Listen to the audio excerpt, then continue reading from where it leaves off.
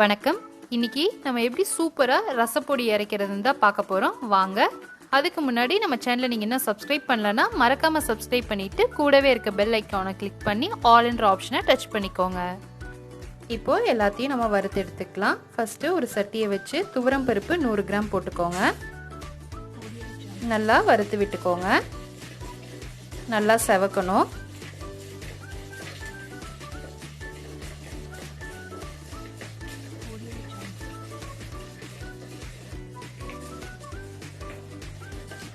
இந்த அளவுக்கு செவந்தா போதும், நம்ம எடுத்துடலாம். அடுத்து நம்ம கொத்தமல்லி 50 கிராம் போட்டு அதையும் வறுத்துக்கலாம்.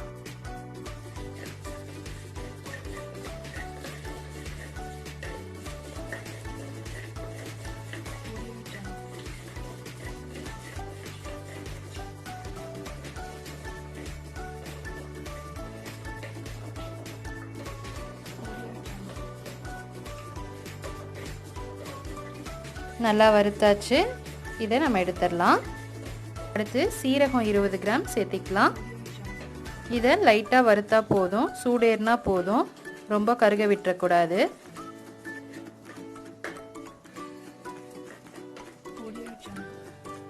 இது மாதிரி வெடிக்க ஆரம்பிச்சோன்னே நம்ம எடுத்துடலாம். அடுத்து மிளகு 20 கிராம் அதையும் சேர்த்திக்கலாம்.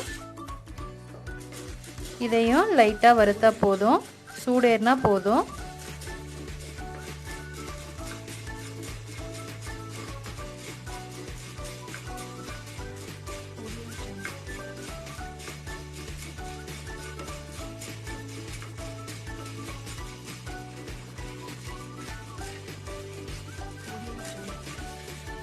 சூடேறிடுச்சு. இதையும் எடுத்துடலாம். இது வரமிளகா 50 கிராம் போட்டுக்கோங்க. இதையும் நல்லா வறுத்துக்கலாம்.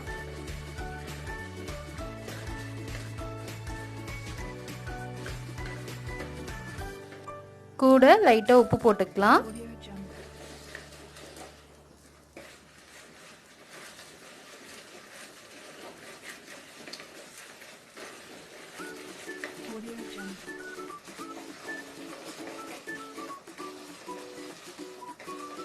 அவ்வளோதான், வறுத்தாச்சு. இதையும் எடுத்துடலாம். கொஞ்சம் கட்டி பெருங்காயம் நல்லா நுணுக்கி போட்டு இதையும் லைட்டாக வறுத்து எடுத்து வச்சுக்கலாம்.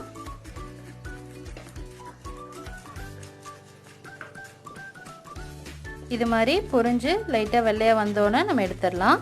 இப்போது ஒரு கைப்பிடி அளவு கருவேப்பிலை போட்டு அதையும் வறுத்துக்கலாம்.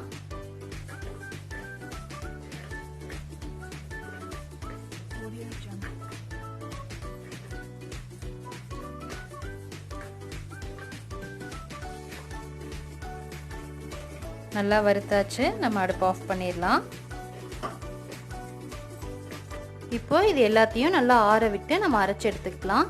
எல்லாத்தையும் போட்டு அரைச்சிக்கலாம். கூட ஒரு ஸ்பூன் மஞ்சத்தூள் போட்டு நம்ம அரைச்சி எடுத்துக்கலாம். இது மாதிரி நல்லா கொரகொரப்பாகவே அரைச்சி எடுத்துக்கலாம். ரொம்ப நைஸாக அரைக்கணும்னு அவசியம் இல்லை. அவ்வளோதான், நம்ம ரச பவுடர் இப்போ ரெடி ஆயிருச்சு. நீங்கள் ரசம் வைக்கும்போது இதில் 2 ஸ்பூன் போட்டு வச்சா சூப்பராக இருக்கும்.